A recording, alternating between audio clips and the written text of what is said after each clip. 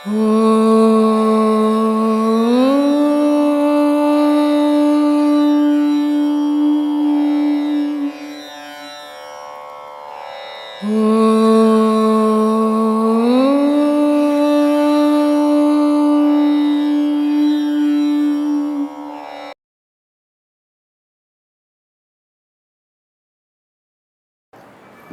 பாடம் பண்ணிங்கன்னா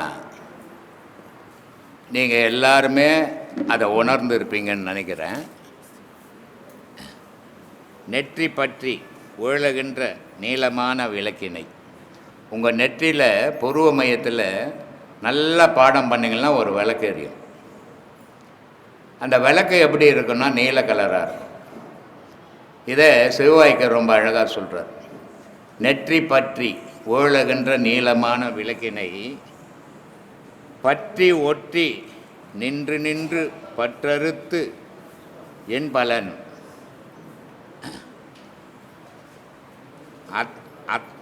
அத்தனமாய் அமர்ந்த இடம் அறிந்தவன் அனாதையே. எல்லாரும் நம்ம என்ன நினைக்கிறோம், எனக்கு அக்காக்குறாங்க, தம்பிக்கிறாங்க, அண்ணங்கிறான், அம்மாக்குது, அப்பாக்குது, சொத்து இருக்குது, இதெல்லாம் நம்ம நினைக்கிறோம். இந்த உலகத்தில் எத்தனையோ கோடி வருஷமாக இந்த மக்கள் பிறந்துன்னுக்கிறோம், செத்துன்னுக்கிறோம். எந்து எதுவுமே உந்து கிடையாதுங்க. உந்தாண்டா நீ போகும்போது எட்டும் போயிருக்கணும். யாரும் இது வரைக்கும் உலகத்தில் எட்டும் போனவனே கிடையாது. இறைவன் என்ன பண்ணி கொடுத்துக்கிறான், மனிதன் வாழறதுக்கு வகுத்து கொடுத்துருக்குறான். நம்ம வாழ்ந்துட்டு போனோமே தவிர உரிமை கொண்டாடுறதுக்கு ஒன்றுமே கிடையாது. அதனால் அப்படிப்பட்ட இதையே நீ என்ன நினைக்கணும், நான் வந்தது அனாதையாக வந்தேன், நான் அனாதையாக தான் போக போகிறேன். எங்கள் அம்மா வயிற்றில் எங்கள் அம்மா முன்னாடி பிறந்தாங்க, அப்புறம் என்ன பெற்றாங்க. எங்கள் அம்மாவும் அனாதையாக வந்தாங்க, நானும் அனாதையாக தான் பிறந்தேன். அனாதையாக தான் நான் எங்கள் அம்மா முன்னே போக போகிறாங்க, நான் பின்னாடி போக போகிறேன். அப்போ இந்த உலகத்தில் பிறந்த மக்கள் அத்தனை பேரும் அனாதைகள் தான். ஆனால் ஒரே ஒரு தாய் தகப்பு மட்டும் உண்டு. இந்த உலகத்தில் பிறந்த தாய் தகப்பனுங்கள்லாம் நம்மளுக்கு உண்மையான தாய் தகப்பன்கள் கிடையாது. பாசத்தாலேயும் பற்றாலேயும் காமத்தாலேயும் நம்ம அந்த தாய் தகப்பன்களுக்கு நம்ம பிள்ளைகளாக பிறந்தோம். ஆனால் நமக்கு உலகத்தில் ஒரே தாய் தகப்பன் சக்தி, சிவம். அது ரெண்டு தான் உண்மையான தாய் தகப்பன். ஏன்னா அதில் போய் சேரும்போது நமக்கு மரணம் கிடையாது. இந்த தாய் தகப்பனுங்கிட்ட பிறக்கும்போது நமக்கு மரணம் ஜனனம் தொடர்ந்து வந்துக்கினே இருக்கும். அந்த தாய் தகப்பங்கிட்ட போய் சேர்ந்தோம்னா நமக்கு மரணமும் கிடையாது, ஜனனமும் கிடையாது. அப்படிப்பட்ட உண்மையான தாய் தகப்பனை தேடக்கூடிய வழிதான் யோக பாடம். அந்த யோக பாடத்தை சரியான முறையில் கையாண்டிங்கன்னா நீங்களும் அதை அடைவீங்க. அதுக்காக முயற்சிகளை பண்ணுங்க. வீணான கற்பனைகளை வளர்க்காதீங்க மனசில். இங்கே எதுவுமே நிஜமில்லை. நம்ம தாய் பட்டினத்தார் சொல்லுவார், எத்தனை வாட்டி நான் பிறந்தேன், எத்தனை வாட்டி என்னை கொளுத்துனாங்க, எத்தனை வாட்டி எத்தனை பொண்டாட்டியை கட்டினேன், எத்தனை அம்மா எனக்கு, எத்தனை அப்பான்னுட்டு. அப்போது இதெல்லாம் இடையில் வரக்கூடியது, போகக்கூடியது. ஆனால் சிவம் சக்தின்றது இடையில் வரக்கூடியது இல்லை. அதனால் நமக்குள்ளவே இருந்து நம்மளே இயக்கி நம்மளே வாழ வச்சு நம்மளே தனக்குள்ளே சேர்க்க பார்க்குது. ஆனால் நம்ம சேர மாட்டேன்றோம். சேரக்கூடிய வழியை தான் நான் சொல்லி கொடுத்துன்னுக்குறோம். அந்த வழியில் பயணம் பண்ணுங்க, அதை போய் சேருங்க, உங்களுக்கு மோட்சம் முக்திகள் கிடைக்கும். அதுக்காக தான் இவ்வளோ பேசினுக்கிறேன். படிக்கிற படிப்பில் பார்த்தீங்கன்னா கிளாஸ் வைஸ் நம்ம சொல்கிறோம், 1ஆம் கிளாஸ்லேருந்து 10ஆம் கிளாஸ் படிக்கிறாரு, டிகிரி படிக்கிறாருன்னு சொல்லிட்டு. இப்போ இந்த ஆன்மீகம் படிக்கிறப்போ ஒரு சம்சாரம்னு சொன்னால் ஒரு சம்சாரத்தில் இருக்கிறோம். அதுக்கப்புறமா என்னவா யோகி சன்னியாசி அப்படின்னு சொல்கிறாங்க. இப்போ நம்ம இதில் எப்படி நம்ம அடுத்த இதுக்கு எப்படி கட்டத்துக்கு இருக்கிறோம், எந்த கட்டத்தில் இருக்கிறோம் நம்ம எப்படிங்க தெரிஞ்சுக்கிறது? இப்போ நான் சம்சாரத்தில் இருக்கிறேன்னா நான் எந்த கட்டத்தில் இருக்கிறேன்னு தெரிஞ்சுன்னா ராத்திரிக்கெல்லாம் தூங்கவே மாட்டேன். நாளைக்கு செத்துப்பா பாருன்னு தெரிஞ்சு போச்சு உனக்கு. தூங்குவியா? இன்றைக்கி தூங்குவியா? மனுஷனுடைய வாழ்க்கை இருக்குது. அடுத்தது என்ன நடக்க போகுதுன்னு தெரியாத வரைக்கும் தான் அவன் வாழ்க்கை. அடுத்தது என்ன நடக்க போகுதுன்னு அவன் தெரிஞ்சு போச்சுன்னா அவன் அமைதி அப்பவே இழந்துருவான் இல்லையா? இப்போ உங்கள் அம்மா இருக்கிறாங்க, உன் பொண்டாட்டி இருக்குது. நான் அடுத்த இன்னொரு 10 வருஷத்தில் நான் சாமியாராக போயிடுவேன்னு சொன்னால் உன்னை என்ன பண்ணுவாங்க? நீ அப்போ போவ, நான் இப்போவே நீ இருக்கிறத விட போயிட்டு துட்டா நான் வந்துட்டோன்னுவாங்க. ஏன்னா அப்படியாப்பட்ட கௌதம புத்தர் சன்னியாசியா போறாருன்னு அவரை வந்து அரண்மனையிலே வச்சு படிப்பு கிடிப்பு எல்லாத்தையும் சொல்லி கொடுக்க ஆரம்பிச்சான் அரசன் இல்லையா. ஆனால் அதையும் தாண்டி அவர் வந்து வெளி உலகத்துக்கு வந்து அவரை கிட்ட போக முடியாமல் போய் உலகம் ஃபுல்லாக புத்த மதம் பரவுச்சு இல்லை. மனிதனுடைய வாழ்வு இப்போ 4 புள்ள பெற்றுக்கிற நீ 2 பசங்க பார்த்தீங்கன்னா ரொம்ப அருமையாக படிக்குது. நீ சொல்லவே வேணாம், படிடான்னு சொல்ல வேணாம். அதுவே காலையில் எழுந்த உடனே புக்கு எடுக்குது, எல்லாம் நல்லா படிக்குது, சந்தோஷமாகுது உனக்கு பார்க்கும்போது. ஆனால் 2 புள்ள பார்த்தீங்கன்னா வீட்டு பின்னாடி போய் டம் அடிச்சுனுக்குது. அப்போ அத்தை என்ன பண்ணுவேன்? ஒரு பக்கம் பார்த்தீங்கன்னா 2 புள்ள படிக்கும்போது சந்தோஷமாக இருந்தது, நல்லா மனசு ரொம்ப ஆனந்தமாக இருந்தது. ஆனால் 2 புள்ள பண்ணுறதை பார்த்தா அட்டுழியமாகுது, அக்குறும்பாகுது, அழையாக வருது, துக்கமாக வருது, மனசு கஷ்டமாகுது. இப்போ இதுக்கு யார் நீ காரணமா அவங்களே காரணமா? இந்த 2 புள்ளைய நல்லா படினும் நீ சொல்லலை, அந்த 2 புள்ளைய போய் டம் அடினும் நீ சொல்லலை, ஆனால் அதுவாக செய்யுது. இதுக்கு தாய் தகப்பன் காரணமா நீ காரணமா? ஒரு பாட்டு ஒன்றுக்குது, எந்த பிள்ளையும் மண்ணில் பிறக்கும் போது நல்ல பிள்ளை தான், அது நல்லவன் ஆவாதும் கெட்டவன் ஆவாதும் தாயின் வளர்ப்பில்லைன்னு. எந்த தாயாவது கெட்டவனா போகணுன்னு ஒரு தாய் பிள்ளைய வளர்ப்பால? அவள் தாயா இருப்பாள் அப்படி வளர்த்தா? எல்லா தாயும் எல்லா தகப்பனும் நம்ம பிள்ளைங்க நம்ம பட்ட கஷ்டப்படக்கூடாது, நம்ம அனுபவிச்ச துன்பத்தை அனுபவிக்க கூடாது. நம்ம பிள்ளைங்க நல்லா சிறப்பாக வாழணும் தான் ஒவ்வொரு தாயும் தகப்பனும் வளர்க்குறான். ஆனால் அது வளரலையே. அப்போ அது எங்கே இடிக்குது, என்ன காரணம்னு யோசிக்க மாட்டேன்றமே. இதை தான் சொன்னேன், விதி தான், விதி விட்ட வழிதான் வாழ்க்கை. நீ நல்லா வளர்க்கணும் தான் உன் பிள்ளைய நினைக்கிற, ஆனால் அது திருட போதே என்ன பண்ண முடியும்? உன்னால் எவ்வளோ நாள் தடுப்ப? நல்லா படி. இது எப்படின்னா எதுனா ஒரு வேலை செய்தா வீட்டில் கஷ்டமாக இருக்குது, போய் ஒரு மெக்கானிக் கடையில் வேலை செய்து டெய்லி ஒரு 50 ரூபா எத்தனை வந்து கொடுறான்னா, இல்லைப்பா நான் படிக்கணும்பான்னு போய் படிக்குதே. அப்போ அதுக்கு யார் காரணம்? அதனுடைய விதி தான் வாழ்க்கை. இது விதின்றது என்ன அப்படின்னா, முன்னாடி நீ என்னென்ன செய்தியோ அது ஒரு லிஸ்ட்டு போட்டுக்கணும். அம்மா வயிற்றுலேருந்து வரும்போது தலை ஓப்பனாக இருக்கும் முதல்ல, அதுக்கப்புறம் உச்சி மூடிடுவாங்க. அதனால தான் பிறந்த உடனே அங்கே உச்சியாண்ட மட்டும் அந்த உயிர் ஆடும் தெரியும், தலையில் கொல கொலான்னு இருக்கும் அந்த இடம் மட்டும் ரவுண்டு. அதை மூடின உடனே தான் குழந்தை வெளியே வர, இல்லைன்னா வெளியே வர்றது உள்ள செத்து போடும். அப்போ வச்சுக்கின்னு பொறுக்குது பாரு, அதான் வாழ்க்கை இந்த உலகத்தில். இன்னைக்கு நரேந்திர மோடி இருக்கிறாரு, நாட்டினுடைய பிரதமர். அவர் பிறக்கும்போது நான் பிரதமர் ஆகும், நான் பிறந்தாரு சாதாரண குழந்தை தான். அவருடைய விதி இன்னைக்கு பிரதமர் ஆக்கி விட்டு வச்சுக்குது. இதே சோனியா காந்தி பிரதமராக வரணும்னு பார்த்தாங்க, ஆனால் யாரும் வீட்டில் தடுத்துட்டாங்க. எங்கேயோ இருந்த மன்மோகன் சிங் பிரதமர் ஆனார். இதான் விதி. விதியினுடைய வழிபடி தான்ப்பா வாழ்க்கை. அதை மீறி யாராலையும் ஒன்றும் பண்ணிட முடியாது. இப்போ நான் ஜெயிச்சிட்டேன்னா நான் சொல்லுவேன், நான் பற்றியா எவ்வளோ உழைச்சேன், எப்படி ஜெயிச்சிட்டேன்னு சும்மா சொல்லிக்கலாம் உங்ககிட்ட. அந்த விதி என்ன முன்னேற்றம் பண்ணி இருக்குது, ஆனால் உன்னை விதி தடுத்து கீழே தள்ளுது. நீ போன பிரிவில் செய்த தீமைக்கு ஏற்ற மாதிரி உன்னை தள்ளுது, நான் போன பிரிவில் செய்த நன்மைக்கு ஏற்ற மாதிரி என்னை உயர்த்துது. இவ்வளோதான் வித்தியாசம். சொல்லு.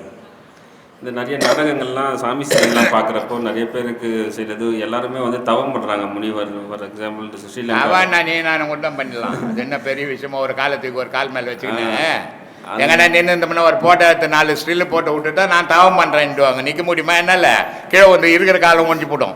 அது ஒத்த காலில் நின்று நிறைய, அதுதான் ஒத்த காலில் நின்னா தான் ஜனம் பார்க்க. 2 காலில் நின்னா மனுஷன் நின்னுங்கிறான்வான், ஒத்த காலில் நின்னா தான் தவம் பண்ணுறாருன்னுவான். அதனால் நான் அதான் சொல்கிறேன், ஒத்த காலில் நான் எங்கன்னா நின்றுந்தேன்னா ஒரு ஸ்டில் எடுத்து போட்டீங்கன்னா ஊரில் ஒட்டி விட்டினா பெரிய சாமியார் இவர் அப்படின்ட்டுவாங்க. ஒத்த பைசாவுக்கு ஒதுக்க மாட்டேன் நான், ஊந்து இருக்கிற காலம் போடும். அதனால் இந்த ஒம்பெல்லாம் நமக்கு என்னத்துக்கு? அது பண்ணிக்கிட்டோம். ஏதாவது அர்த்தம் இருக்கு? ஒரு அர்த்தமும் கிடையாதுப்பா. அவனையே அவன் ஏமாத்துக்கிறான்னு அர்த்தம். சரி. ஆன்மீகம்ன்றது என்ன தெரியுமா? நீ வாழும்போது இந்த உலக மக்களுக்கு என்னடா சொன்ன, இந்த உலக மக்களுக்கு என்ன செய்த, இதான் ஆன்மீகம். கடவுள் உன்னை அதுக்காக தான் ஆன்மீகவாதியை அமைச்சிருக்கிறான். நீ கால் மேலே கால் போட்டு நின்றுக்குன்னு நான் மௌன சாமியார் நிற்கின்னு நீ மௌனமாக இருந்தானே செத்து போனானே, 2 ஒன்று தானே, 2 ஒன்று தானேப்பா. நீ யாருக்குமே எதுவும் சொல்லலை, நீ வாழ்ந்தானே செத்தான்னா. 100 பேர் இருக்கிறான், 100 பேர் திருத்திட முடியாது உன்னால, 10 பேர் திருத்து. 10 பேரை நல்ல வழியில் கொண்டு போ. அதானே ஆன்மீகம். அதை போட்டுவிட்டு அது என்ன ஆன்மீகம் அது? ஆமாங்க. இதுதான் இன்னைக்கு நிறைய நடக்குது. ஏன்னா பேசுனா பம்பாயிடும். என்ன மாதிரி பைத்தியக்காரன் யாருன்னா இருப்பானா சொல்ல? பேசுனாவே ஆன்மீகத்தில் இப்போ பம்பு வரும். ஏன்னா அந்த மாதிரி பம்பா தான் பேச தெரிஞ்சுக்கினாங்க அவங்க. ஆன்மீகம்ன்றது ஒரு தெய்வ சம்பந்தப்பட்ட விஷயம். இந்த சாமியார் அந்த சாமியார் திட்டுறது, அந்த சாமியார் இந்த சாமியார் திட்டுறது, இந்த மதத்துக்காரன் அந்த மதத்தை திட்டுறது, அந்த மதத்துக்காரன் இது எதுக்குடா தேவையா சொல்லு? அவன் அதுக்குன்னு வந்துட்டான், அவன் செய்துங்கிறான். உனக்கு நீ மக்களுக்கு என்ன சொல்ல வந்த, மக்களுக்கு என்ன சொல்ற, அதை செய். ஒருத்தர் திட்டி என்ன சாதிச்சிட போறீங்க? ஒண்ணுமே சாதிக்க முடியாது. எல்லா மதத்திலையும் புனிதத்தன்மை உண்டு. ஆனா இந்த மனுஷனால் அதை புரிஞ்சிக்க முடியல. எல்லா மதத்திலையும் இருக்குது. குரானில் இருக்குது, பகவத்கீதையில் இருக்குது, பைபிளில் இருக்குது, சிவபுராணத்தில் இருக்குது, கந்தபுராணத்தில் இருக்குது, அபிராமி அந்தாதியில், எல்லா புராணத்திலையும் ஒரு அற்புதங்கள் உண்டு. எல்லா மகான்களும் அந்த அற்புதங்களை சொல்லிட்டு போய்க்கிறாங்க. ஆனால் இந்த சராசரி ஆசையில் விளங்குற மனிதனால் சொல்ல முடியல. அதனால் மதத்தை பிடிச்சி திட்டிக்கின்னு இவனை அவன் திட்டிக்கினா அவனை இவன், இது எதுக்கு தேவையா? மனுஷனுக்கு வாழும்போது நீ என்னடா சொன்ன, என்னடா செய்த நல்லது, அதை செய்யுங்க. அதனால் இந்த சாமியாரை திட்டுறது, அந்த சாமியார், நமக்கு அந்த சாமியார் திட்டுற வேலையெல்லாம் வேணாம். அவன் ஒரு வேஷம் கட்டி தெருக்கூத்து மாதிரி வந்துட்டான். அவன் செய்துன்னு போட்டுமே, நீ செய்யறத நல்லதை செய்யிட்டு போய. இதுதான்பா நான் சொல்லிக்கின்னுக்கிறேன். சொல்லு சாமி. அவன் கால் மேலே கால் போட்டுக்கிட்டான், இல்லை கீழே தலையை வச்சுன்னு. நம்மக்கிட்ட ஒருத்தன் தான் சேவியர்னு ஒரு பையன். சரிங்க. திருவண்ணாமலைக்கு போயிருந்தோம், ஈஸ்வரன் கோயிலுக்கு, திருவண்ணாமலை கோயிலுக்கு. சரிங்க. அங்கே போய் தலைகீழ் நின்றுக்கிறான். அவன் கிறிஸ்டின்னு, வள்ளலார் மார்க்கத்துக்கு போயிட்டான். சரி. ஆனால் தலைகீழ் நிற்கிறான். அங்கே போய் என்னத்துக்கு அங்கே போய் தலைகீழ் நிற்கணும்? வீட்டில் போய் மூலையில் நின்று தலைகீழ் நின்று கடவுன் பொண்டாட்டி பார்த்து நிற்கட்டான். கோயிலில் போய் நிற்கணும்னா 10 பேர் இவர் வேடிக்கை பார்க்கணும். ஆன்மீகம் உன்னை வேடிக்கை பார்க்கறது இல்லைடா, கடவுள் உன்னை வேடிக்கை பார்க்குற மாதிரி கற்றுக்கடா. அதாடா கடவுள் வழிபாடு. 4 பேர் உன்னை வேடிக்கை பார்க்கறது ஆன்மீகம் கிடையாது. உன்னை படைச்சவன் பார்க்கறதுக்கு அதனுடைய வழியை தேடி பயணம் பண்ண, அதுதான் உண்மையான ஆன்மீகம். எந்த மதத்தையும் திட்டி நீ ஒன்றும் திருத்திட போகிறதில்லை. அது எந்த மதத்துக்காரனா ஒன்றா இருக்கட்டும். இந்த மத குறைபாடு எல்லாம் எங்கேருந்து வருதுன்னா மனுஷங்கிட்டேருந்து வருது. ஆனால் மகான்கள் பண்ண போதனையில் வரல.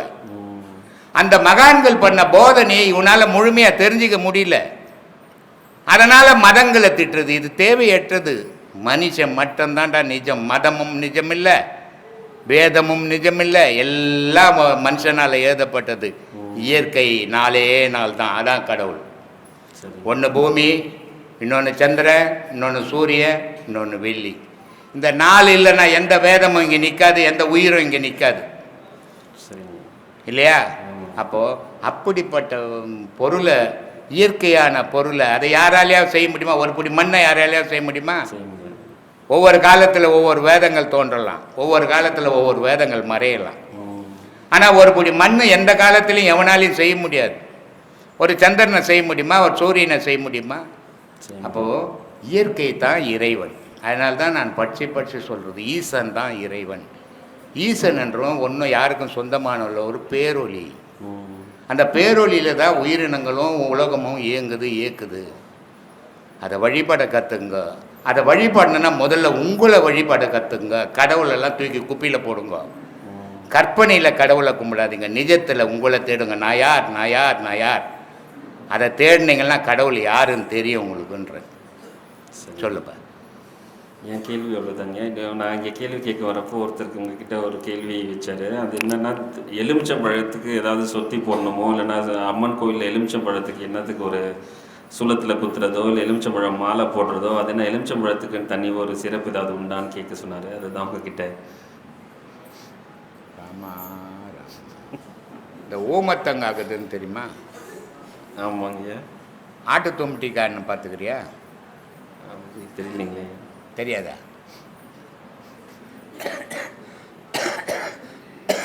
அலேரி கோட்டை பார்த்துக்கிறியா? இந்த ஊமத்தங்கான்றது இந்த ரோடு ஓரெல்லாம் ஒரு ரேடியோ மாதிரி ஒரு பூ பூத்து, வெள்ளை பூ பூத்து முள்ளு முள்ளாக இருக்கும் காய். பார்க்கல? இப்போ பார்க்கல. ஆட்டு தும்பிட்டிக்கான்றது மணல் எங்கே தான் ஆற்றுங்களில் நீட்டாக கொடி கொடியாக ஓடி வரி வரியாக மருந்துகள் எல்லாம் விற்பாங்க. சரிங்க. இதெல்லாம் எதுக்காகன்னா இந்த திஷ்டிக்காக அவன் பயம், அதுக்காக சுற்றி போடுறதுக்கு அதெல்லாம் வச்சுப்பாங்க. இது ரெண்டுமே கசப்பு காய்கள். சரிங்க. இதை சுற்றி போட்ட பிறகு எலுமிச்சங்காய் புளிப்பை சுற்றி போடுவாங்க. எலுமிச்சங்கான்றது ஒரு கெமிக்கல். இப்போ பசி இல்லை மனுஷனுக்குன்னா கொஞ்சோண்டு சர்க்கரை போட்டு எலுமிச்சம் சாறு பிழிஞ்சு சாப்பிட்டான்னா மத்தியானம் ஒரு புடி கட்டிடுவோம், பசியை தூண்டிடும். அதுக்காக இவன் என்ன பண்ணிட்டான், அம்மன் கோயிலில் போய் அம்மனுக்கு குத்தி குத்தி குத்தி குத்தி மாலையாக போட ஆரம்பிச்சிட்டான். வியாபாரம் நடக்கணும், எலுமிச்சங்காய் விற்கணுமே, அதுக்காக போட ஆரம்பிச்சிட்டான். அங்கே போட்டுன்னுக்கிற எலுமிச்சம்மா அந்த அம்பாலே எதுனா ஒரு பொண்ணானே சாப்பிடுமா? இது காலங்கள் கடவுள் தெரியாது, என்ன செய்யணும் அதுக்கு, இந்தந்த கடவுளுக்கு என்ன செய்யணும்னு தெரியாது. அது மாதிரி காலத்தில் ஏன்னா உலகத்திலேயே இன்னைக்கு 1000 மதங்கள் இருக்கலாம், எல்லாமே 2000 வருஷத்துக்குள்ளே தோன்றியது தான். இந்து மதம் மனிதன் எப்போ தோன்றினானோ அப்போ தோன்றியது இந்து மதம். மனிதன் இந்த உலகத்தில் ஜனனம் பண்ணானே அப்போவே தோன்றியது தான் இந்து மதம். இந்து மதம்ன்றது இன்னைக்கு இந்தியாவில் இருக்குது, நேபாளில் இருக்குது. ஆனால் அன்னைக்கு உலகம் ஃபுல்லாக இருந்தது, இயற்கையை தான் வழிபட்டான். அந்த காலகட்டத்தில் அந்தந்த இடத்துக்கு ஏற்ற மாதிரி அந்தந்த தெய்வ வழிபாடை வகுத்துக்கினாங்க அவங்கவுங்க. அதெல்லாம் இங்கே எலுமிச்சம்பழம் குத்தி போட ஆரம்பித்தாங்க. நீ ஒரு பூசணிக்காய் குத்தி போடு. நன்றிங்க, ஆத்மனுக்கு ரொம்ப நன்றிப்பா. பாவம் புண்ணியம்னு சொல்கிறாங்க இல்லைங்களா? பாவம் செஞ்சவங்க ரொம்ப நாள் சீக்கிரமாக இதாகிடுறாங்க, புண்ணியம் செஞ்சவங்க ரொம்ப நாள் வாழ்கிறாங்க அப்படின்னு. பாவம் புண்ணியம், பாவம் செஞ்சவன் சீக்கிரமாக போயிடும், புண்ணியம் செஞ்சவன் ரொம்ப நாளைக்கு இருக்கிறான்ற மாதிரி சொல்கிறாங்க. பாவம் செய்துவேன் சீக்கிரமாக இறந்துடுறாங்க, புண்ணியம் செஞ்சவங்க ரொம்ப நாள் இருக்கிறாங்க. இந்த பிறந்த ஒன்று ஒரு மாதத்துலேயே செத்து போகுது, அது என்ன பண்ணுவோம்? அதனால தான் இப்போ என்னோட மனைவி இறந்து ஒரு 6 மாதம் ஆகிடுச்சு. உன் மனைவி இறந்து போனதுக்கா பாவ புண்ணியத்தை உலகத்து பாவ புண்ணியத்துக்கு வந்துட்டேன். பாவ புண்ணியத்துக்கும் இறப்புக்கும் சம்பந்தமே கிடையாது, உன் மூச்சு தான் சம்பந்தம். பிறக்கும் போதே போயிட்டு இறந்த போது அது எந்த பூமியிலே வரல, அது என்ன பாவம் பண்ணுச்சு? நீயாவது பிறந்து வளர்ந்து 1000 பாவம் பண்ணியிருப்ப, ஆனால் அது ஒரு பாவம் பண்ணதே செத்து போகுது. 5 வயசுல செத்து போகுது, 10 வயசுல செத்து போகுது, 90 வயசு வரைக்கும் படுக்கையிலே 10-15 வருஷமாக படுத்தும் கிடக்கிறான், சாவாத. வீட்டில் இருக்கிறவங்களாம் சாவலையேன்றாங்க. அப்போ அது என்ன பாவம்? அதனால் பாவத்துக்கும் புண்ணியத்துக்கும் சம்மந்தமே கிடையாது. அது மரணம்ன்றது மூச்சினுடைய அளவு. உனக்கு உங்ககிட்ட எவ்வளோ பணம் கொடுத்தோ அதுக்கேற்ற மாதிரி நீ செலவு பண்ணிட்டு போயிடணும். என்கிட்ட எவ்வளோ கொடுத்தோ அதுக்கேற்ற மாதிரி. இது என் மனைவி, உன் மனைவி நான் உங்க கூட பிறந்தது. உங்கள் அப்பா செத்தா இவ்வளோ போய் கேட்க மாட்டேன்ற, உன் பொண்டாட்டி செத்த மட்டும் கேட்குற. ஏன் கேட்குற? காரணம் என்ன? உங்கள் அப்பா அம்மா இறந்துட்டாங்களா? இருக்கிறாங்களா? 2 பேரும் இருக்கிறாங்களா? அப்போ பொண்டாட்டி இறந்துட்டாங்கன்னாக்கா நீ செய்த பாவம், அது உன்னை மாற்றிக்கோ. ஏன்னா நான் நிறைய வீடியோவில் சொல்லுவேன், ஒரு தாய் தாப்பம் இருக்கும்போது செத்து போகணும், தாய் தாப்பம் சாவணும். ஆனால் தாய் தாப்பம் இருக்கும்போது பிள்ளைங்க சாவக்கூடாது. பிள்ளைங்க சாவுதுன்னா இந்த தாய் தாப்பம் இவ்வளோ பாவம் பண்ணிக்கிறான்னு அர்த்தம். அதனால் அந்த பாவத்தை தீர்க்கணுன்னா தர்மத்தை கையாளுங்க, அதுதான் அதுக்கு பலன். அது 2 தான் பேலன்ஸ் பண்ணும் இந்த உலக விஷயத்தில். உலகத்தில் தான் பாவம், உலகத்தில் தான் புண்ணியம். அது 2ஐயும் பேலன்ஸ் பண்ணிங்கன்னா உங்கள் வாழ்க்கை நல்லாயிருக்கும். ஐயா, நாங்கள் இங்கே உலகத்துக்கு வந்து அப்பா அம்மா கிட்டே கேட்டோம், ஊரில் இருக்கிற விஷயம்லாம் கேட்டவங்க தெரிஞ்சதெல்லாம் சொன்னாங்க. மறுபடி ஸ்கூலுக்கு போனோம். ஸ்கூலில் வயிற்று படிப்புக்காக படித்து இந்த உலகத்தில் வாழும்போது இன்பமும் துன்பமும் வந்தது. ஆனால் அது எப்படி வாழ்க்கையில் எடுக்கணும்னு தெரியாமல் கோயிலாக சுற்றணும். சுற்றி எந்த பயணமும் நம்மளுக்கு கிடைக்கல. ஆனால் இங்கே உபதேசம் வாங்கி இப்போ வாழ்க்கையில் இன்பம் வந்தாலும் துன்பம் வந்தாலும் நம்மளுக்கு எந்த கவலையும் இல்லை. வாழ்க்கையில் அமைதி நிறையா வந்திருக்குது, தைரியமும் வந்திருக்குது, நம்ம குடும்பம் காப்பாற்றுற திறமையும் வந்திருக்குது. இது எதனால் வந்ததுயா? மனிதனுடைய மூச்சு வெளியே போச்சுன்னா பயம் வரும்.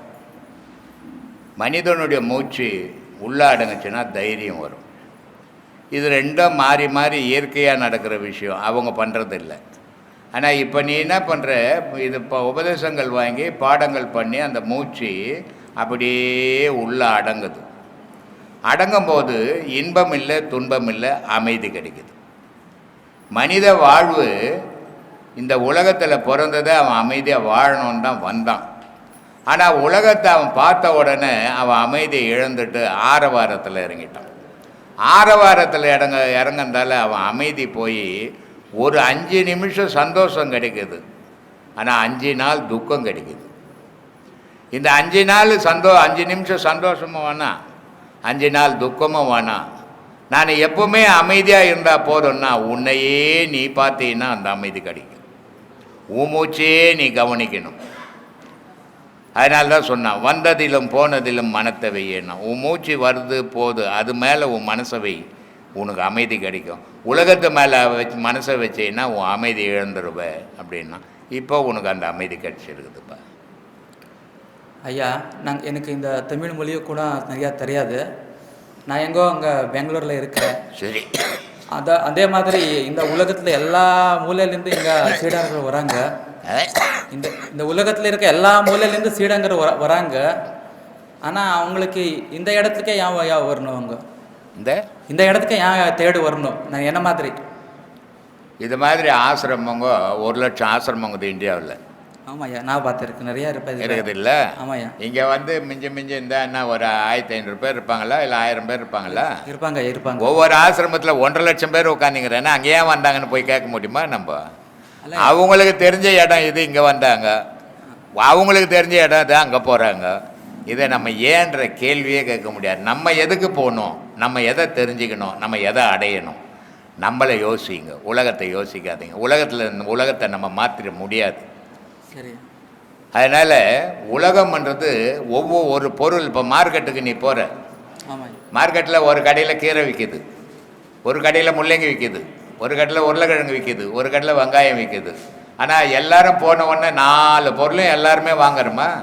இல்லையா. ஒருத்த உருளைக்கிழங்கு வாங்குறான், ஒருத்த வெங்காயம் வாங்குறான், ஒருத்த கீரை வாங்குறான், ஒருத்த முள்ளங்கி வாங்குறான். அவன் மனசுக்கு கிடைச்ச மாதிரி வாங்கின்னு போகிறான். இப்போது ஆன்மீகம் இப்போ அப்படி போய் நிற்குது. நமக்கு என்னத்துக்கு அந்த வம்பு? நம்ம என்ன சொல்லணுமோ அதை சொல்லுவோம், நம்ம என்ன செய்யணுமோ அந்த மக்களுக்கு அதை செய்வோம். அதுதான் நம்ம குறிக்கோளாக இருக்கணும். ஊரை பற்றி நம்ம யோசிக்கவே கூடாது, நமக்கு தேவையும் கிடையாது. எவனாவது எதையாவது பண்ணின்னு போட்டோம். நம்ம என்ன பண்ணுறோம், இந்த மக்களுக்கு நம்மளால் நம்ம வாழுங்காலம் வரைக்கும் என்ன செய்ய முடியும், நன்மையை என்ன சொல்லிக் கொடுக்க முடியும், அதை சொல்லிக் கொடுப்போம். சரியா? ஆத்மாவுக்கு ஐயா இல்லைப்பா, அறம் இல்லறம் துறவரம்னு சொல்கிறாங்க. மூணுத்துக்கு கொஞ்சம் விளக்கம் ஏப்பா? அறம் இல்லறம் துறவரம். இல்லறத்திலேயே இருந்துக்குன்னு தர்மம் பண்ணுறது அறம். இல்லறத்திலேயே இந்த தர்மமும் பண்ணாத துறவரத்துக்கும் கடவுள் வழிபாட்டிலையும் போகாது இல்லறம். இல்லறத்தை விட்டுட்டு வேணா கடவுள் வேணுன்றது துறவரம். உனக்கு எந்த வரம் வேணுமோ அதை எடுத்துக்கோ. சொல்லு. இந்த பொய் உண்மைன்னு பார்க்குறது எல்லாமே பொய்ன்னு சொல்லும்போது அது பொய் எதுங்கிறது. உங்கள் அம்மா இருக்கிறாங்களா? இப்போ இல்லை, இருந்தாங்க, இப்போ இல்லை. எல்லாருக்கும் அம்மா இருந்திருப்பாங்க, இப்போ இருக்கிறாங்களான்னு தான் கேட்டேன். இல்லைங்க ஐயா. அப்போ எங்கே போனாங்க? அவங்க உடலை விட்டு பொய்யாயிட்டாங்க. பொய்யாயிடுச்சு. அப்போ நிஜம் இல்லை. நம்ம எல்லாரும் தோற்றமும் பொய் தான், நிஜம் இல்லை. தோற்றமற்ற பொருளெல்லாம் நிஜம், ஆனால் அதை நம்மளால் பார்க்க முடியல. நமக்குள்ளே ஒரு உயிர் இருக்குது, அதை நம்ம பார்க்க முடியல, அது அழியா பொருள். ஆனால் தோற்றமில்லை இந்த உருவம் தான் நிஜம்னு நினச்சி 4-5 எண்ணுக்கிறோம். இது பொய் பொருள். அதனால் நிஜம் பொய் ரெண்டும் உலகம் சேர்ந்து இரவு பகல்கிற மாதிரி இன்ப துன்பங்கிற மாதிரி பொய்யும் மெய்யும் கலந்தத்தான் உலகம். அப்போ உண்மையை உணர்ந்தவங்க இந்த உடலை உடல் சுகத்தை அவங்க அனுபவிக்க வேண்டிய அவசியம் இல்லாமல் வாழ்ந்துட்டேன். சித்தருங்கள்லாம் உண்மையை உணர்ந்ததுனால இந்த உடல் சித்தரை பற்றி நம்ம பேசுறதுக்கு நமக்கு தகுதி கிடையாது. முதல்ல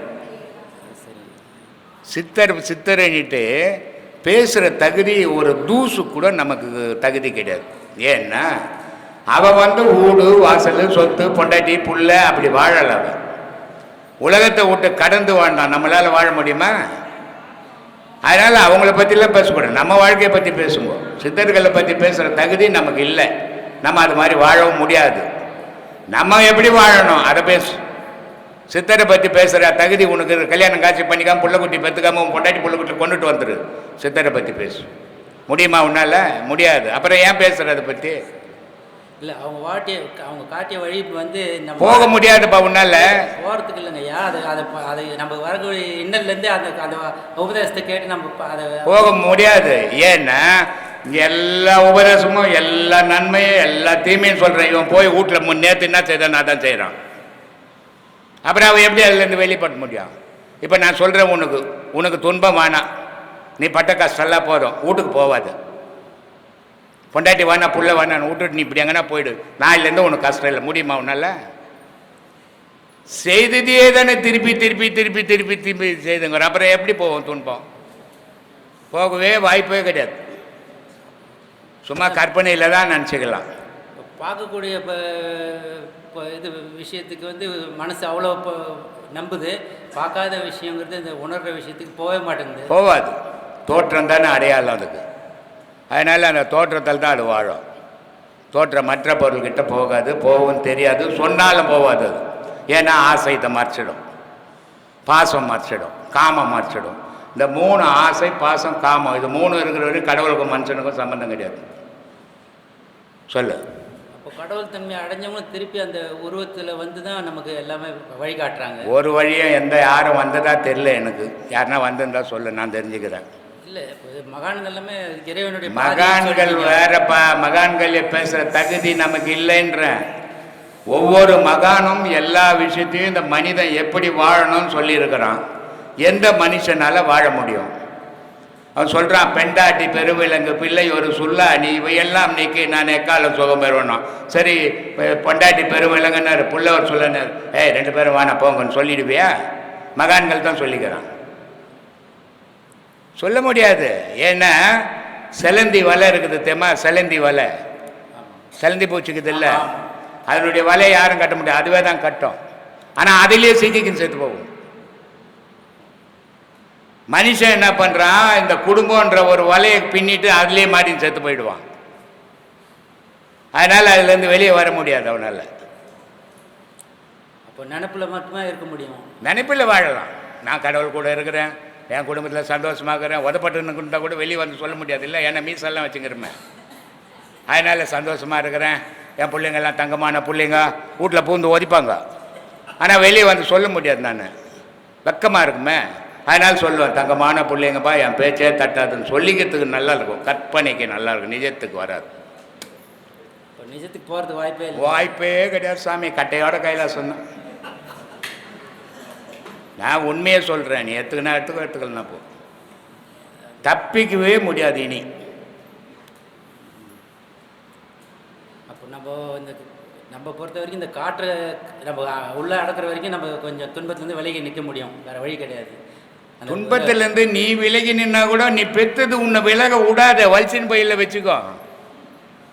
நீ விலகிடலாம், நம்மளால் இது தாங்க முடியல அப்படின்னு தான் நீ நினைப்ப. இந்த குழந்தைங்க என்ன தப்பு பண்ணால் சூடு வைப்பாங்க தெரியுமா? அப்போதைக்கே அது பயம். சூடு வைப்பாங்க. சூடு வைக்க போகிறேன்னா குழந்தை ஓடும். ஆனால் அம்மா என்ன பண்ணுவாங்க, ஓடின குழந்தை ஓடி போச்சு பயந்துக்குன்னு சூடு வைக்கவா நான் ஓட மாட்டாங்க, வலிச்சின்னு வந்து வச்சு 2 சூடு வலிப்பாங்க. அது மாதிரி உன்னை பெற்ற பிள்ளைங்க உன்னை நீ வானான்னு போனான்னு உன்னை வலிச்சின்னு அதில் சூடு வைப்பாங்க. அப்போ நீ எங்கே தப்பிக்கிறது? அப்போ இயற்கை வந்து எது அதெல்லாம் இயற்கையெல்லாம் கிடையாது. இங்கே இயற்கைக்கே வேலை கிடையாது, நீ உனக்கு தான் வேலை. பிறந்துட்டு நம்ம பந்தபாசத்தில் நீ வளர்ப்பு எப்படி வளர்க்கணும்னு வளர்க்கவே இல்லையே. நம்ம தான் பிள்ளைங்களை அப்படி வளர்க்குறதே இல்லையே. பிள்ளைங்களை வந்து உட்கார் போ, உனக்கு என்ன வேணும், சோறு வேணும், துணியா போ, தூக்கி மடியில் எல்லாம் வச்சுக்கிறேன். அப்போ வெனியை நானே எல்லாம் வளர்த்துக்கின்னுக்கிறேன். அதுக்கு என்ன செய்யணும், அது எத்தனை வீடியோவில் சொல்கிறேன், அது கடமையை செய்யுங்க, விழுந்துடாதீங்க பாசத்தில். திருப்பி தப்பிச்சு வெளியே வர முடியாதுன்னுட்டு போய் விழுந்துட்டு பிறகு வரலையே நான் என்ன பண்ணுறது? வர முடியாது. இனிமேல் அவ்வளோ போக வேண்டாம், மூழ்கி போக வேண்டியது தான்.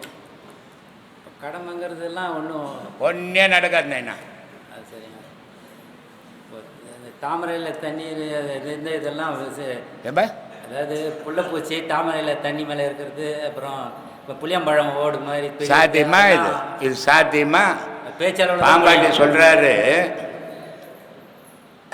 பூ வருது, பூவிலேருந்து பிஞ்சு வருது, பிஞ்சிலேருந்து காய் வருது, காயிலேருந்து செம்பழமாகுது, செம்பழத்துலேருந்து பழமாகுது. ஆனால் எல்லாம் ஒன்றா தான் இருந்தது. இதை ஒட்டி வந்த உடனே குழுகுனின்னா ஆடும். கொட்டை தனியாக ஆடும், ஓடு தனியாக ஆடும், பழம் தனியாக ஆடும்.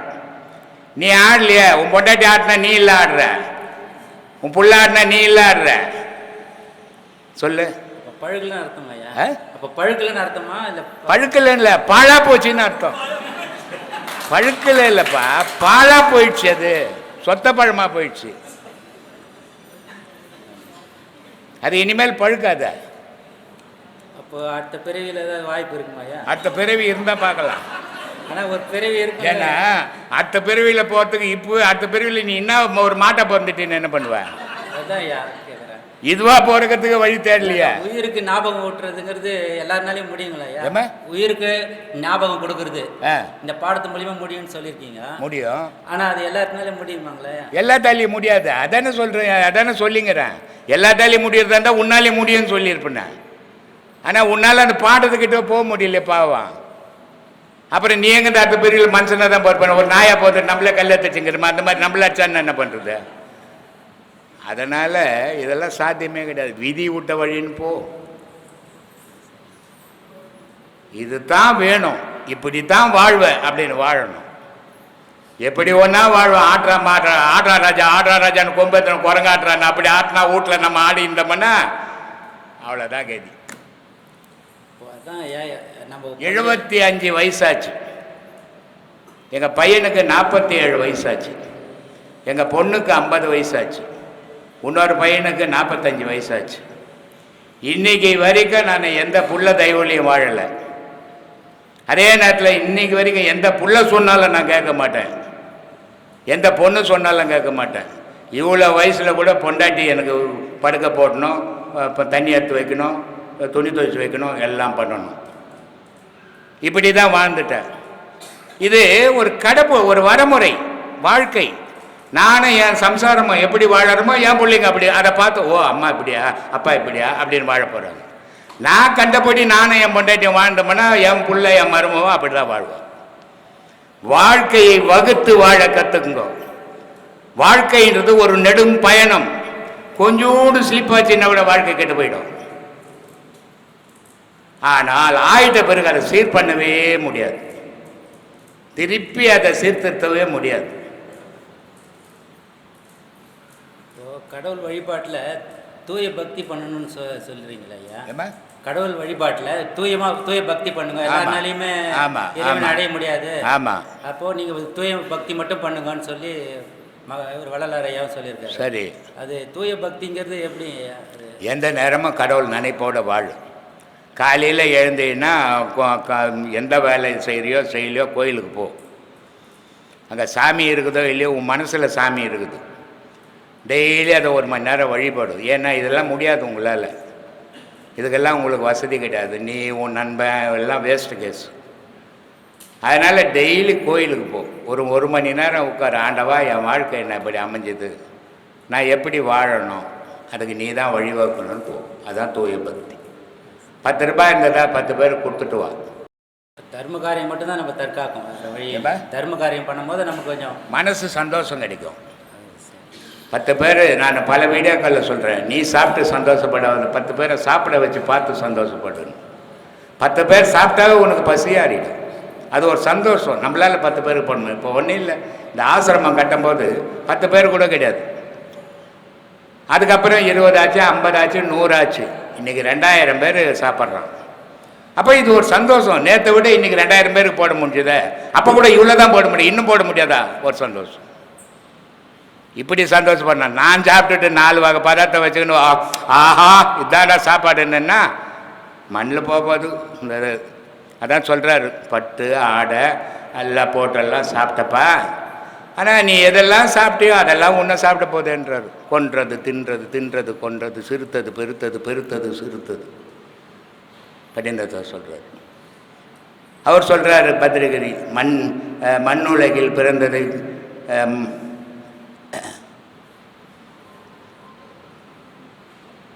மண்ணுயிரை கொன்று தின்று உழலாமல் தன்னுயிர் போல் நினைத்து தவம் முடிப்பது எக்காலன்றார். நாட்டுக்கு அமாச்சி பசங்கள்லாம் நல்லா சாப்பிட்ணும்பா, 2 கிலோ கறி எடுத்து போடுறேன், 4 கிலோ மீன் வாங்கி என்ன பண்ண போகிற? உன் புள்ள 2 கிலோ மீன் போட்டிங்கன்னா நாளைக்கு 2 கிலோ கல் எடுத்து போடுவான் தலையில். வாழ வகுத்துக்கு நம்ம வாழ்க்கையை, அது இல்லாத வாழ்ந்துட்டு பின்னாடி வருத்தப்பட்டதில் பயனே கிடையாது. சொல்லு. இல்லை, இறைவன் வந்து நம்மளை பார்த்தா கூட எடுக்க மாட்டான்னு சொல்கிறீங்களே, அதாவது நம்ம இறைவனுக்கு உன்னை பார்த்தா எப்படி தெரியும் அவனுக்கு? நீ நான் அட்ரஸ் இல்லைங்க, இறைவன் அட்ரஸ் கொடுத்துக்கிறேன். இறைவனும் அவிலாசம் இல்லாதவன். உனக்கும் இறைவனுக்கும் தொடர்பே கிடையாது சாமி. கரெக்டு. உனக்கும் உலகத்துக்கும் வீட்டுக்கும் தான் தொடர்பு. கரெக்டு ஐயா. கடவுளுக்கும் இங்கே மனுஷனுக்கும் தொடர்பே கிடையாது. கடவுளுக்கு மனுஷங்கிற தொடர்பு வச்சுங்கிற மனுஷனுக்கு இங்கே வேலை கிடையாது. கடவுள் தொடர்புள்ள மனுஷன் மத்தியில் மனுஷன் இங்கே வேலை கிடையாது அவனுக்கு. கடவுள் தொடர்பு இருக்கிற மனுஷனுக்கு இந்த உலகத்தில் இந்த மக்கள் கூட வேலை கிடையாது. அவங்க மூலியமாக தானே இந்த உலகமே நடக்குது. நல்லோர் பொருட்டு உயுமா உலகம்னு சொல்கிறாங்க. நல்லோர் பொருட்டு நல்லோர் தானே, கடவுள் இல்லையே. நல்லவனா இருந்தீங்கன்னா இதை இப்போ சொன்னேன்ல, 4 பேருக்கு சோறு போட்டாங்க, நல்லவங்க சோறு போட்டாங்க, கெட்டவன் அதை வாங்கி சாப்பிட்டான். கெட்டவன் பாக்கெட் நிறைய பணம் வச்சுக்கிறான், 10 பைசா கூட ஈய மாட்டேன்றான் யாருக்கும். அவன் கெட்டவன். நல்லவன் 10 பேருக்கு தர்மம் பண்ணுறான். அதனால் நல்லவரால் இந்த உலகம் நடக்குதுறான். ஏழையாக இப்போ இருக்கிறவங்க வந்து அவங்க முன் ஜென்மத்துடைய பாவத்தினால அந்த அவன் முன் ஜென்ம பாவமாக இருக்கட்டும், இந்த ஜென்ம பாவமாக இருக்கட்டும், கொடுக்கணும்னு நினச்சா கொடுத்துட்டு போய்கினே இருக்கணும். அவன் ஏழையா பணக்காரனா போன ஜென்மமா இந்த ஜென்மம் ஆராய்ச்சியெல்லாம் பண்ணக்கூடாது. கொடுக்கணும்னு நினச்சா கொடுக்கணும் மனசு இல்லையா பாக்கெட்டில் போட்டுன்னு வீட்டுக்கு போயிடணும். சரிங்க, கடவுள் எல்லாருக்கும் பொதுவானவர். அவர் ஐயா, கடவுள் பொதுவானவர் தான். ஆனால் மனுஷன் போனால் தானே பொதுவானவர். மனுஷனுக்கு கடவுளே தெரியாது தடுமாறுங்கிறான். அப்போ பொதுவானவர் எங்க, உறவானவர் எங்க? கடவுள் பொதுவானவன் தான். இப்போ சூரியன் வருது, இது யாருக்காவது சொந்தமா? யாரையாவது ஏழை பாழை பார்க்குதா? யாரையாவது பணக்காரங்க வசதி பட்சம் வசதி இல்லாதவன் நினைக்குதா? எதையுமே பார்க்கறதில்லை, பொதுவானது. சந்திரன் வருது, ஒரு ஆளுக்கு குளிரும் ஒரு ஆளுக்கும் வெந்து போதா? பொதுவானது. வெள்ளி வருது, பொதுவானது. இந்த மண் இருக்குது, பூமி, பொதுவானது. ஆனால் மனுஷன் பொதுவானவனா? ஊர்ல புழ அப்படின்றிய, அப்புறம் நீ எங்க பொதுவானவனா இருக்கிற? இது எல்லாம் பொதுவானவன். இறைவனும் பொதுவானவன் தான். ஆனால் நீ பொதுவானவனா இல்லையே. ஆனால் மற்றதை மட்டும் யோசிக்கிறோம், நம்மளை பற்றி நம்ம யோசிக்கிறது இல்லையே. என்ன பயன் அதனால? வேற்றுமையிலே தான் உலகம் வாழ்ந்துட்டே இருக்குது. வேற்றுமை உலகம் வாழட்டும். நீ வேற்றுமை இல்லாத வாழ கற்றுக்க. உலகம் வேற்றுமை இல்லாத வாழுதுன்னு நினைப்பு வரும். நீ வேற்றுமையோடு இருந்தீங்கன்னா உலகம் வேற்றுமையாக இருக்குதுன்னு நினைப்பு வரும். உலகத்தில் எல்லாமே மாறிட்டே இருக்கும்போதோ அப்படியே ஸ்திரத்தன்மையோட யாராவது இருக்க முடியுங்களா? ஐயா, உலகம் எல்லாமே மாற்றத்துக்கு உட்பட்டது. உலகம் பொருள் அதான் நம்ம தான். நீ தான் உலகம். நீ தான் மாறி இருக்கிற. மண்ணு மார்ச்சா, சந்திரன் மார்ச்சா, சூரியன் மார்ச்சா, வெள்ளி மார்ச்சா, ஆகாயம் மார்ச்சா? எதுவுமே இயற்கை மாறல. மனிதன் தான் மாறினான். மனிதன் தான் உலகம், மனிதன் தான் வாழ்க்கை, மனிதன் தான் செயல், மனிதன் தான் சாவு. நம்ம போகிற பாதை வந்து பொது வாழ்வில் ஈடுபடும் போதோ சுவாசத்தினால அவங்க என்ன நமக்கு மாறி சன்ன பின்னலாகையால் மங்கி மாளுதே உலகில் மாநிலர்கள் எத்தனை கோடின்னு சொல்லி அது சொல்லியிருக்காங்க. அப்போது நம்ம கரெக்டு தான், நம்மளால முடியலையே. நம்ம முடிஞ்ச வரைக்கும் நம்ம தனிமைப்படுத்திக்கிட்டே போயிட்டே வாழ வேண்டியதுங்களா? அவை சொல்லுது, இந்த உடம்பு எதுக்காகடா இந்த அமைப்பு வந்ததுன்னு சொன்னால் தர்மம் பண்ணுறதுக்காக வந்துடுறான்னு. பிறருக்கு உபகாரமாக இருக்கிறது தான் இந்த மனித பிறவி கிடைச்சி. ஆனால் இவன் எங்கே பண்ணுறான்? 4 பேர்கிட்ட இருந்து பிடுங்குறான். அப்போ ஆசைன்னு ஒன்று மாட்டிக்கிறோம். அந்த ஆசைங்கிறது அப்போ ஆசை இருக்கும்போது நமக்கு எதுக்கு வீணு பிரச்சனை? ஆசையில் வாழ்ந்துட்டு போ, சாக வேண்டியதுதான். இல்லை, எல்லா செயலுக்கும் ஆசை தானே. அதுதான் ஆசை. எல்லா செயலுக்கும் ஆசை தான். கடவுள் மேலே ஆசை வச்சுக்க, வீட்டு மேலே ஏன் ஆசை வச்சுக்கின்னு? எல்லாத்தையும் ஆசை தான். ஆசையை கடவுள் மேலே மாற்ற, அதை மாற்ற முடியலையே. வீட்டு மேலே தானே ஆசை வச்சுக்கணும், சொத்து மேலே தானே ஆசை வச்சுக்கணும், பிள்ளைங்க மேலே தானே ஆசை வச்சுக்கணும். இந்த ஆசையை கடவுள் மேலே மாற்ற சுகமாக இருப்பிய, மாற்ற முடியலையே. இந்த ஆசை உலகத்து மேலே தானே வைக்கிற. பழப்பண மனம் அருவத்துக்கிட்ட போக முடியல, உருவத்துக்கிட்ட தான் போயிட்டே இருக்கு சுற்றி சுற்றி. ஐயா, அருவன்றது அவ்வளோ விளையாட்டு விஷயம் இல்லை, வாயில் பேசுகிற விஷயம் இல்லை. எல்லாம் கற்பனையில் தெரியலாம், ஒன்றா நிஜத்தில் போக முடியாது. அதனால் உருவத்தாண்டியாவது உண்மையில் இருங்கோ, உருவத்தாண்ட போய் போலி வேஷம் போடாதீங்கன்னு தான் சொல்கிறேன். அருவத்தை விட்டுடு, அருவத்தை கிட்டெல்லாம் சராசரி மனுஷனால் போக முடியாது. ஆனால் உருவத்தாண்ட போனாலும் உண்மைக்கு வழிபடுங்க. அங்கே போய் போலி வேஷம் போட்டு பகுட்டு வேலை காட்டாதீங்க.